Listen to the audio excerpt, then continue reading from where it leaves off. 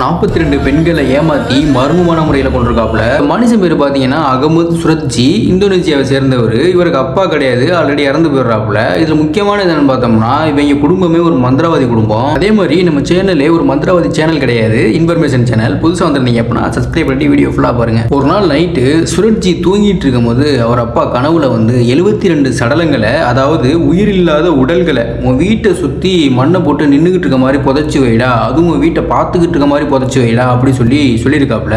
இது எதுக்குன்னு சொல்லி கேட்டோம்னா அப்பதான் சுரத்ஜிக்கு நல்லா மந்திரம் சொல்றதுக்கான ஒரு திறமை கிடைக்குமா. தலைவன் சுரத்ஜி என்ன பண்றான், இந்த 72 பணங்களுக்கு நம்ம எங்கடா போறது அப்படி சொல்லிட்டு தலைவனே ஸ்கெட்சை போட ஆரம்பிக்கிறான். உடனே ஊர்ல உள்ள பெண்கள்ட்டெல்லாம் தனியா போயிட்டு உங்களுக்கு ஒரு மந்திரம் சொல்றேன், அந்த மந்திரம் சொன்னா உங்க லைஃப்ல நீங்க எந்த ஒரு கஷ்டத்தையுமே பார்க்க மாட்டீங்க, உங்க லைஃப் ஃபுல்லா சந்தோஷம் மட்டும்தான் நிறைஞ்சிருக்கும் அப்படி சொல்லி போயிட்டு சொல்றான். ஒருவேளை நீங்க இந்த மந்திரம் பண்றதா இருந்தா உங்க வீட்டுல யார்ட்டையுமே சொல்லாம தனியா நைட்ல என் வீட்டுக்கு வந்துருங்க அப்படி சொல்லிட்டு போயிடுறான். அந்த மாதிரி வந்த பெண்கள் எல்லாரையுமே மர்மமான முறையில் கொன்று அவன் வீட்டை சுற்றி புதைச்சி வச்சிருந்திருக்கான். சுரத்ஜி வீட்டை சுற்றி ஒரு கரும்பு தோட்டம் இருக்கு. அந்த கரும்பு தோட்டத்திலேயே ஒரு பொண்ணை கொண்டு புதைச்சி வச்சிருக்காப்புல. அந்த கரும்பு தோட்டத்தோட சொந்தக்காரர் என்ன பண்றாரு, தண்ணி கட்ட வராப்புல மண்ணு முட்டு ஒரு இடத்துல வித்தியாசமா இருந்திருக்கு. இவருக்கு உடனே சந்தேகம் ஏற்பட்டு போலீஸ் கிட்ட போய் இன்ஃபார்ம் பண்றாரு. போலீஸ் எல்லாரும் வந்து நோண்டி பார்க்கும்போது அந்த இடத்துல ஒரு உடல் அழுகி போன நிலைமையில இருந்திருக்கு. என்ன ஏதுன்னு விசாரணையில பார்த்தா நம்ம சுரத்ஜி பார்த்தீங்கன்னா கைங்காலமா சிக்கிட்டாப்புல. போலீஸ் விசாரணையில இந்த பொண்ணை நீ தான் கொன்னியா அப்படி சொல்லி கேட்டதுக்கு ஆமா நான் தான் கொன்னேன், அது மட்டும் இல்ல அதே மாதிரி 41 பெண்களை கொண்டு என் வீட்டை சுற்றி புதைச்சி வச்சிருக்கேன் அப்படி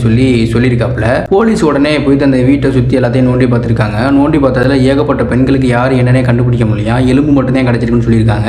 இதை பற்றி நீங்கள் என்ன சொல்கிறீங்க அப்படி சொல்லிட்டு கமெண்ட்ல சொல்லிட்டு போங்க.